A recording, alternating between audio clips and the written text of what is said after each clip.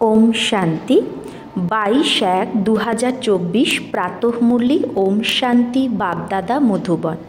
বাবা বলেছে, মিঠে বাচ্চে, তোমাদের সম্পূর্ণ পাবন হতে হবে, তাই কখনো কাউকে দুঃখ দিও না। কর্মেন্দ্রিয় দ্বারা কোনো বিকর্ম যেন না হয়। সদা বাবার ফরমান বা আদেশে চলতে থাকো।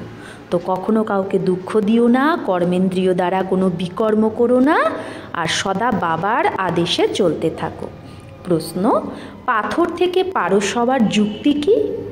কোন বিমারি এতে বিঘ্নরূপ হয়? তো পাথর থেকে পারস হওয়ার উপায় বা কী, আর কোন বিমারি এই পরীক্ষায় বিঘ্নরূপ হয়, এই পাথর থেকে পারস হতে বিঘ্ন সৃষ্টি করে? উত্তর, পাথর থেকে পারস হওয়ার জন্য পুরো নারায়ণী নেশা চাই। দেহ অভিমান যেন চলে যায়। এই দেহ অভিমানী করা থেকে করা বিমারি বা অসুখ, যতক্ষণ না দেহি অভিমানী হবে ততক্ষণ পারস হতে পারবে না। পারস যে হয় সেই বাবার মদতগার হতে পারে। 2, সার্ভিসও তোমাদের বুদ্ধিকে সোনার বানিয়ে দেবে। তাই পড়ার উপর পুরো অ্যাটেনশান চাই। তাহলে আমাদের বুদ্ধি সোনার কি করে হবে? যদি আমরা সার্ভিস করতে থাকি বুদ্ধি পারস হয়ে যাবে। তার জন্য পড়ার উপর পুরো অ্যাটেনশান চাই। ওম শান্তি। রুহানি বাচ্চাদের প্রতি রুহানি বাবা সাবধানী দেয় যে, বাচ্চা নিজেকে সঙ্গমযোগী ভাবো, সত্যযুগী তো ভেবো না। তোমরা ব্রাহ্মণরাই নিজেকে সঙ্গমযুগী ভাববে, আর তো সবাই নিজেকে কলিযুগী ভাববে। অনেক পার্থক্য। সত্যযুগ আর কলিযুগ, স্বর্গবাসী বা নরকবাসী, এর মধ্যে অনেক পার্থক্য। তোমরা তো না স্বর্গবাসী না নরকবাসী, তোমরা হলে পুরুষোত্তম সঙ্গমবাসী। এই সঙ্গম যুগকে তোমরা ব্রাহ্মণরাই জানো, আর কেউ জানে না।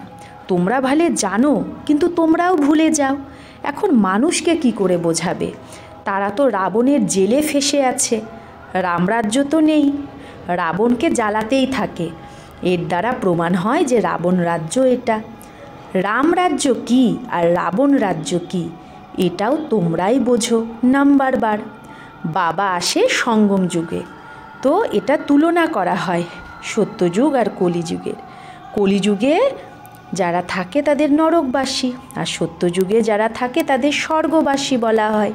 স্বর্গবাসীকে পাবন আর নরকবাসীকে পতিত বলা হয়। তোমাদের তো কথাই একদম নিরালা, মানে একদমই আলাদা।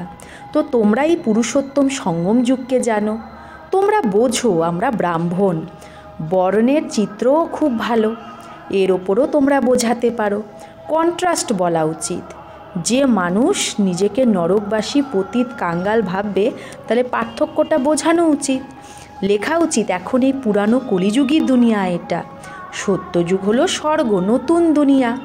তোমরা নরকবাসী না স্বর্গবাসী, তোমরা দেবতা না অসুর, এরকম তো কেউ বলবে না যে আমরা স্বর্গবাসী। অনেকে এরকম ভাবে আমরা তো স্বর্গেই বসে আছি। আরে এটা তো নরক না, সত্যযুগ কোথায়?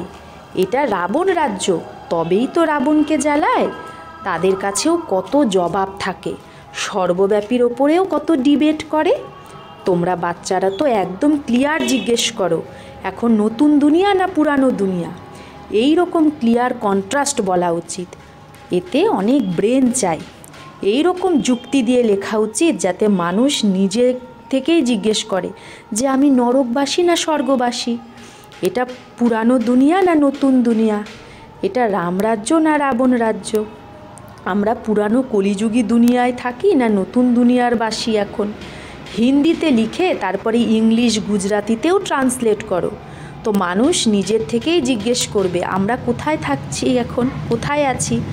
কেউ শরীর ছাড়ে তো বলে স্বর্গে গেছে, কিন্তু স্বর্গ এখন কোথায়? এখন তো কলিযুগ, নিশ্চয়ই পুনর্জন্ম এখানেই নেবে না। স্বর্গ তো সত্যযুগকে বলা হয়, ওখানে কি করে যাবে এখন? এগুলো সব বিচার সাগর মন্থন করার ব্যাপার।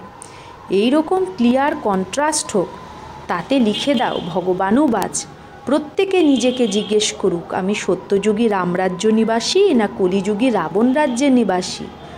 তোমরা ব্রাহ্মণরা হলে সঙ্গমবাসী, তোমাদের তো কেউ জানে না। তোমরা হলে সব থেকে আলাদা। তোমরা সত্যযুগ কলিযুগকে যথার্থ জানো। তোমরাই জিজ্ঞেস করতে পারো যে তোমরা বিকারী ভ্রষ্টাচারী নাকি নির্বিকারী শ্রেষ্ঠাচারী। এটা তোমাদের কিতাব বইও তৈরি হতে পারে। নতুন নতুন কথা বের করতে হবে না, যার দ্বারা মানুষ ভাবে যে ঈশ্বর সর্বব্যাপী না। তোমাদের এই লেখা দেখে আপেই ভেতরে এসে জিজ্ঞেস করবে, একে আয়রন এজ তো সবাই বলে, সত্যযুগী ডিটি রাজ্য তো একে কেউ বলতে পারবে না। এটা হেল না হেভেন? এই রকম ফার্স্ট ক্লাস লেখা লেখো যাতে মানুষ নিজেই বুঝে যায় যে আমরা বরাবর এখন নরকবাসী, পতিত। আমাদের মধ্যে দৈবী গুণ তো নেই। কলিযুগে সত্যযুগী কেউ হতে পারে না। এই রকম বিচার সাগর মন্থন করে লেখা উচিত। যে ওটে সো অর্জুন, যে এতে 1 নম্বরে যাবে সেই অর্জুন। গীতাতে অর্জুনের নাম দিয়েছে।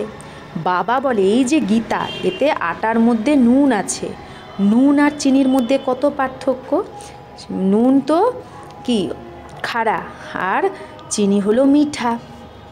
শ্রীকৃষ্ণ ভগবানুবাচ লিখে গীতাই খারি কর দিয়ে, তাই না?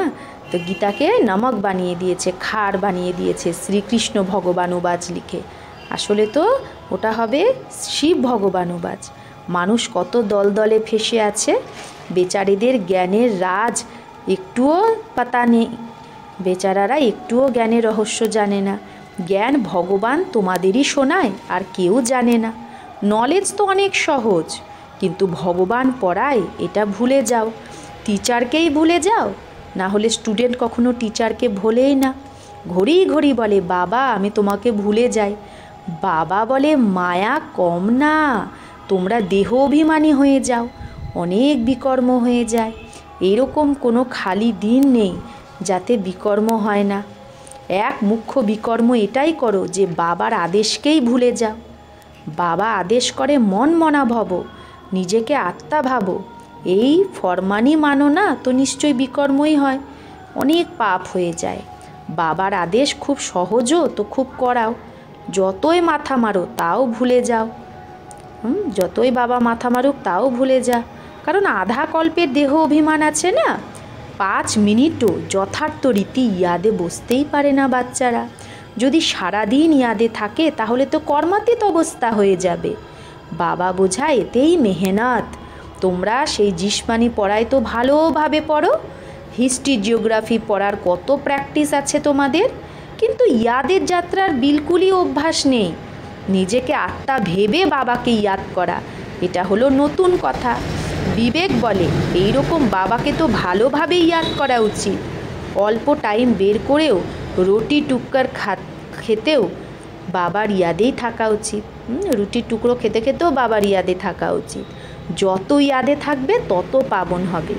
এই রকম অনেক বাচ্চা আছে যার কাছে এত পয়সা আছে যে সে তার ইন্টারেস্ট পেতে থাকে বাবাকে। তাই বাবা বলছে বাবাকে ইয়াদ করতে রুটির টুকরো খাও ব্যাস, যে আর ইনকাম করার দরকার নেই, সে ইন্টারেস্ট পেতে থাকে। তাহলে শুধু এখন বাবাকে ইয়াদ করো। কিন্তু মায়া ইয়াদ করতে দেয় না। কল্প আগে যে যতটা পুরুষার্থ করেছে ততটাই করবে। টাইম লাগে। কেউ তাড়াতাড়ি দৌড় লাগিয়ে পৌঁছে যায় এটা তো হতে পারে না। এতে 2টো বাপ আছে, 2জন বাবা আছে। বেহদের বাবার তো নিজের শরীর নেই, সে এই ব্রহ্মার তনে প্রবেশ করে কথা বলে। তো বাবার শ্রীমতে চলা উচিত। বাবা বাচ্চাদের এই শ্রীমত দেয় যে দেহ সহিত সব ধর্ম ছেড়ে নিজেকে আত্মা ভাবো। তোমরা পবিত্র এসেছিলে, 84 জন্ম নিতে নিতে তোমাদের আত্মা পতিত হয়ে গেছে। এখন পাবন হওয়ার জন্য শ্রীমতে চলো, তবেই বাবা গ্যারেন্টি করে তোমাদের পাপ কাটবে, তোমাদের আত্মা কাঞ্চন হয়ে যাবে। তারপরে সত্যযুগে দেহ কাঞ্চন পাবে। যে এই কুলের হবে সে তোমাদের কথা শুনে ভাবতে লেগে যাবে, বলবে তোমাদের কথাটা তো ঠিকই। পাবন হতে গেলে কাউকে দুঃখ দেও না, কাউকে দুঃখ দেওয়া উচিত না। মনসা বাচা কর্মনা পবিত্র হতে হবে। মনসায় তো তুফান আসবে মনের মধ্যে। তোমরা বেহদের বাদশাহী নিচ্ছ না, তোমরা ভালে সত্যি বলো না বলো, কিন্তু বাবা নিজে বলে মায়ার অনেক বিকল্প আসবে, কিন্তু কর্মেন্দ্রিয় দিয়ে কখনো বিকর্ম করো না। কর্মেন্দ্রিয় দিয়ে কোনো পাপ করো না। তো এই কন্ট্রাস্টের কথা ভালোভাবে লেখা উচিত। শ্রীকৃষ্ণ পুরো 84 জন্ম নেয় আর শিব পুনর্জন্ম নেয় না। সে সর্বগুণ সম্পন্ন দেবতা আর শিব তো বাবা। তোমরা দেখো পাণ্ডবের চিত্র কত বড় বড় বানায়। এর মানে তারা এত বড় বিশাল বুদ্ধি সম্পন্ন ছিল, বুদ্ধি বড় ছিল, আর তারা আবার শরীরকে বড় বানিয়ে দিয়েছে। তোমাদের মতো বিশাল বুদ্ধি আর কারো হতে পারে না। তোমাদের হলো ঈশ্বরীয় বুদ্ধি। ভক্তিতে কত বড় বড় চিত্র বানিয়ে পয়সা বরবাদ করে, কত বেদ শাস্ত্র উপনিষদ বানিয়ে কত খরচা করে। বাবা বলে তোমরা কত পয়সা খরচ করে এসেছো। বেহদের বাবা উলহানা দেয়, তোমরা ফিল করো বাবা নে পয়সা বহুত দিয়ে। আমরাও এখন বুঝতে পারি শিব বাবা আমাদের কত ধনবান বানিয়েছিল, রাজযোগ শিখিয়ে রাজারও রাজা বানিয়েছে। সেই জিসমানি পড়া পড়ে ব্যারিস্টার আদি হয়, তারপরে তার থেকে কামাই হয়। তাই বলা হয় নলেজ হলো সোর্স অফ ইনকাম। তো এই ঈশ্বরীয় পড়াটাও সোর্স অফ ইনকাম, যার দ্বারা বেহদের বাদশাহী পাও। ভাগবত রামায়ণ আদিতে কোনো নলেজ নেই, অবজেক্টই নেই। বাবা যে নলেজফুল সে তোমাদের বাচ্চাদের বোঝায়। এটা হলো একদম নতুন পড়া। সেটাও কে পড়ায়? ভগবান নতুন দুনিয়ার মালিক বানানোর জন্য পড়ায়। এই লক্ষ্মী নারায়ণ এই পড়ার দ্বারাই উঁচু পদ পায়। কোথায় রাজা আর কোথায় প্রজা, কারো ভাগ্য খুলে গেলে বেড়া পার হয়ে যায়। স্টুডেন্ট বুঝতে পারে আমি পড়ি আর অন্য কেউ পড়াতে পারি কি পারি না। পড়ার ওপর পুরো অ্যাটেনশান রাখতে হবে। পাথর বুদ্ধি হওয়ার কারণে কিচ্ছু বোঝে না। তোমাদের হতে হবে সোনার বুদ্ধি। সেটা তারই হবে যে সার্ভিসে থাকবে। ব্যাচের ওপরেও কাউকে বোঝাতে পারো। বেহদের বাবার থেকে বেহদের বর্ষা নাও। ভারত স্বর্গ ছিল না, কালকেরই কথা। কোথায় 5000 বছরের কথা, কোথায় লাখ বছরের কথা, কত পার্থক্য।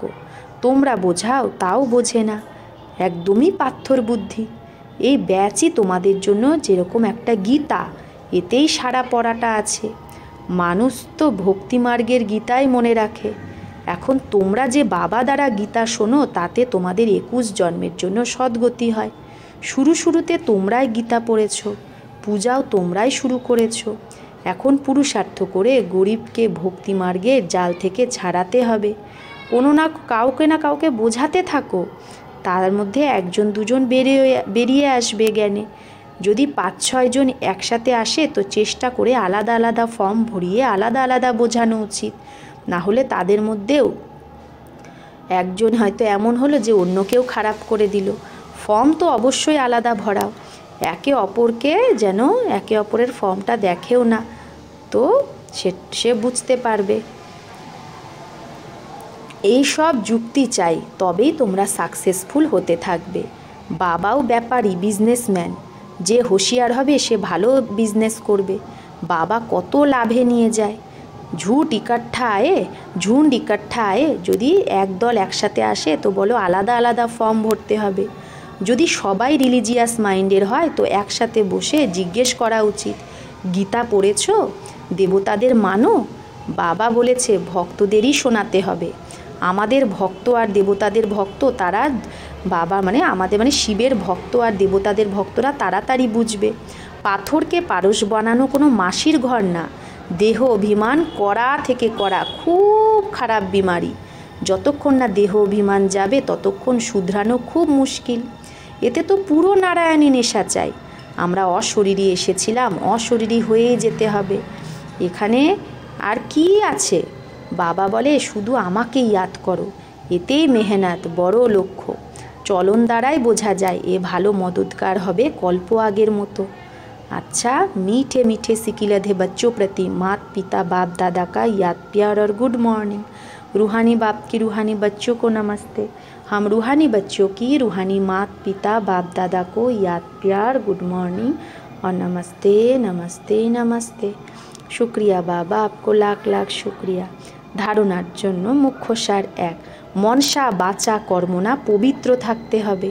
कर्मेंद्रिय द्वारा कोनो विकर्म जेन ना हय, तो सामलाते हबे निजेके। आत्माके कांचन बानानोर जन्य यादे अवश्यई थाकते हबे। 2, দেহ অভিমানের কড়া বিমারি থেকে মুক্ত হওয়ার জন্য নারায়ণী নেশায় থাকতে হবে।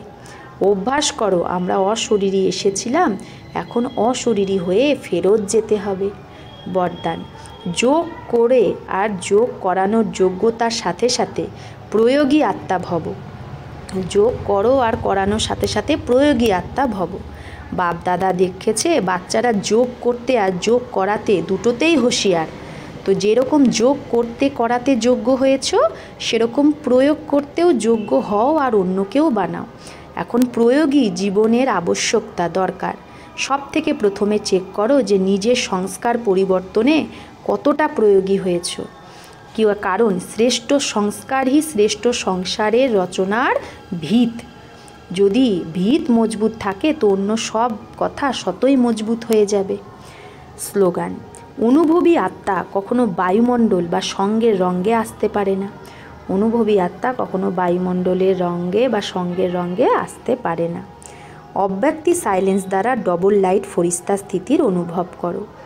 সদা খুশিতে ঝুলনে বালে সবার বিঘ্ন হর্তা বা সবার মুশকিলকে সহজ করতে তোমরা তখনই করতে পারবে যখন সংকল্পে দৃঢ়তা থাকবে। যখন সদা খুশিতে তুমি যদি ঝুলতে চাও বা সবার বিঘ্ন দূর করতে চাও, সবার মুশকিলকে সহজ করতে চাও, তাহলে কি করতে হবে? তখনই তুমি এটা করতে পারবে যখন সংকল্পে দৃঢ়তা হবে আর স্থিতিতে ডবল লাইট হবে। আমার কিচ্ছু না, সব কিছু বাবার। যখন বোঝ নিজের উপর রাখো তো সব প্রকারের বিঘ্ন আসে। মেরা নেই তো নির্বিঘ্ন। আর যখন আমার কিছু না তাহলে নির্বিঘ্ন। তাহলে বোঝ সব বাবাকে দিয়ে দিতে হবে। আচ্ছা, ওম শান্তি।